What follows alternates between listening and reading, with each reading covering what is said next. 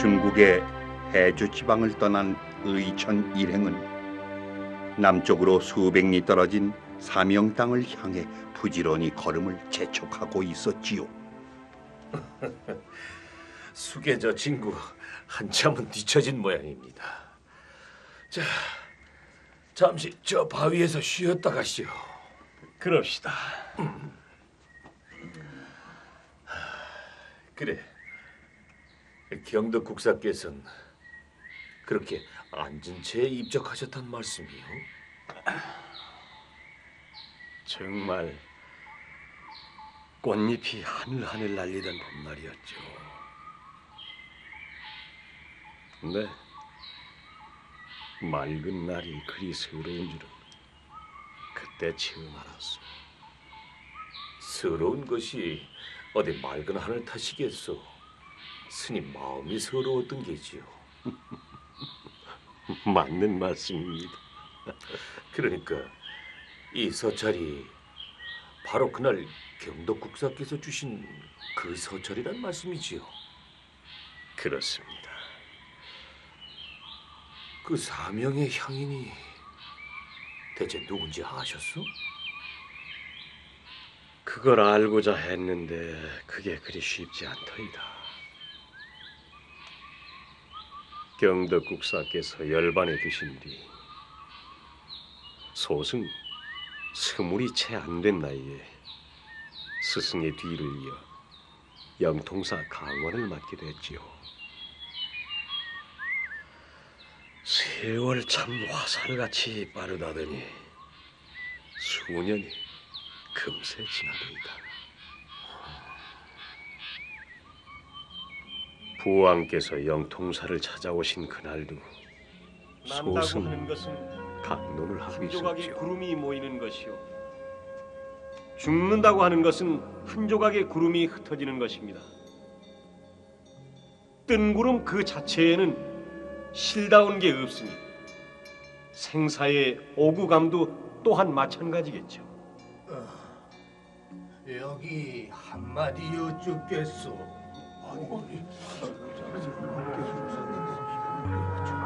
내 방해가 되지 않는다면 젊은 강백께 한마디 여쭙고 싶소. 예, 말씀하십시오. 내 이 몸이 쉴 새 없이 변하고 늙어가는 것을 보고 지금은 60이 넘었소만 10년 전은 이보다 훨씬 건강했소. 그동안 변해왔듯이 앞으로 또 해마다 변할 것 아니에요. 이 몸이 필경에는 없어지고 말 터인데 인생은 이렇듯 아무것도 없이 공하고 허무한 것이요. 부처님 말씀에 세상의 모든 것은 다 나타난 인연이 있다고 합니다. 햇빛은 해의 인연, 어둠은 구름의 인연, 통하는 것은 틈의 인연이 있는 것이죠. 그러나 이런 모양을 보는 이 참마음의 성품에는 아무런 인연이 없는 것입니다. 인연이 있는 것은 각기 차별이 있지만 참마음에는 차별이 없죠. 차별이 있는 것은 대상 경계지 참마음이 아닙니다. 쉽게 말해서 허공은 모양이 없지만 둥근 그릇에 담으면 둥글게 보이고 모난 그릇에 담으면 모나게 보이는 것이죠. 그러나 허공은 둥글지도 모나지도 않습니다. 그 참마음이라는 성품이 있다는 걸 어찌 알겠소? 참마음은 불과 같은 것이죠. 불은 나는 곳이 따로 없이 언제나 온 법계에 가득 차 있죠. 밥을 지을 때 유리를 들고 햇빛에 비춰 불을 내니 이 불이 유리에서 납니까? 불에서 납니까? 아니면 해에서 나는 것입니까? 여기도 저기도 아니면 불은 어디서 온 것입니까? 불은 원래 법계에 가득 차 있습니다. 사람의 참 성품 또한 우주에 가득 차 있지요. 항상 우주에 꽉 차 있는 참 성품을 바로 보는 것이 우리가 죽지 않는 길이요 영원히 사는 길이니 허무할 게 없는 것이죠. 과연 듣던 바대로 명쾌한 강론이 썩 훌륭한 대답이었소. 의천이 출가한 지 10여 년 만에 처음으로 아들을 찾아온 아버지 문종. 출가한 아들과의 첫 대면에서 문종은 매우 흡족한 웃음을 터뜨리게 되었습니다.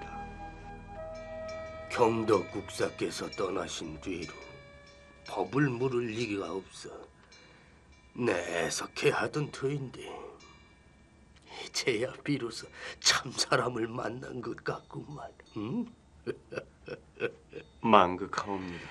그래, 달리 불편한 것은 없으신가? 내 뭐 도와줄 일이라도 있으면 서슴없이 말해 보시게. 전하께서는 사명이라는 땅이 어디에 있는지 혹시 아시옵니까? 응? 사명이라.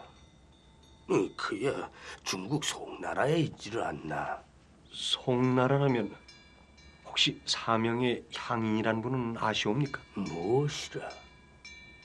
경덕국사께서 입적하시기 전에 사명의 향인이라는 선지식이 소승께 큰 가르침을 줄 것이라고 일러주셨습니다. 무엇이? 경덕국사께서? 소승 읽고자 하는 경책은 많사온데 고려에서는 대부분 찾을 수 없는 것들입니다. 장서를 수집하고자 소승 송나라 유학을 계획했사온데 다행히 선지식이 그곳에 있다니 더욱이 반가운 일이옵니다.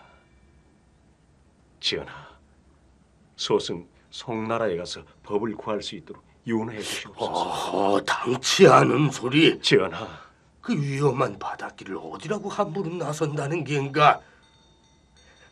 내 필요한 책이 있으면 송나라로 사신을 보내서라도 구해줄 것이니. 전하, 의차는 또한 즉시 흥왕사로 옮겨 그곳 강원을 맡아주게. 아니옵니다. 소승같이 어리석고 우매한 자가 어찌 감히 흥왕사 강원을 맡을 수 있겠사옵니까? 영을 거둬 주시옵소서. 의차는 이 부왕의 심정을 조금이라도 헤아리는가? 경덕국사가 가신 뒤로 내 하루라도 마음 편할 날이 있는 줄 아는가? 안 그래도 화음이니 법상이니 구산 선문이니 다투기 좋아하고 서로 끌어내리기 바쁜 판에 마치 왕사 국사 자리가 공속으로 비어있으니 조정이 좀 시끄럽겠는가? 이것은 도대체 불도를 세우고자 국사가 있는 것인지 이쪽 세력 저쪽 세력 눈치 봐가며 비위 맞추고자 국사를 임명하는 것인지 내 통 모를 일이네. 골치가 아파. 이럴 때 의천이라도 흥왕사에 있어준다면 그것이 짐을 돕는 일이거늘. 뜻이 어떠하신가? 소승 전하의 뜻에 따르겠사옵니다. 고맙네. 다음 달엔 흥왕사에서 백좌도량을 열 것이네. 오교구산 모든 종파의 고승 대덕들을 초청해 법회를 열 것이니 의천도 참여해서 그 명쾌한 강론을 펼쳐주시게. 예.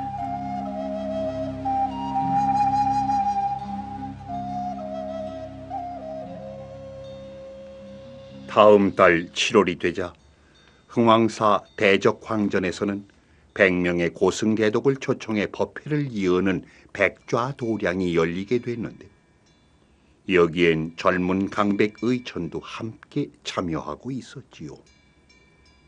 모든 종단과 종파의 승려들이 모여 앉은 자리에서 흥왕사의 젊은 강백 의천은 드디어 법좌에 오르게 됐는데 법신이란 허공과 같으니 세로는 삼세를 다하고 가로는 시방에 미치되 연을 따라서 어디에도 나타나 중생을 구하니 실로 미치지 않는 것이 없다 해야 합니다. 거기 스님께서는 어째서 웃으십니까? 소승 경문에 의거해서 그 도리를 해석한 것뿐인데 무엇이 잘못됐습니까? 스님께서 법신이 무엇인지를 모르고 강론을 하시기에 웃었소이다. 그렇다면 제 말 중에 어디에 잘못이 있습니까? 가르쳐 주시겠소? 내가 지적해 줄 터이니 어디 다시 한번 설해 보시오. 모름지기 법신이란 허공과 같으니 세로는 삼세를 다하고 가로는 시방에 미치되 연을 따라서 어디에도 나타나 중생을 구하니 실로 미치지 않는 것이 없다고 해야 합니다. 스님의 설법이 틀렸다는 것은 아니오. 단지 스님께서는 법신의 무변한 작용만을 알았지 법신 자체가 무엇인지는 모르고 계신 듯합니다. 그동안 수도 없이 읽은 경책들이 그 순간 무용지물이 되더이다. 백고자 법 속에서 그리 망신을 당하고 나니 그 스님에 대한 원망보다는 내 자신에 대한 실망으로 인해 숨이 막히더이다.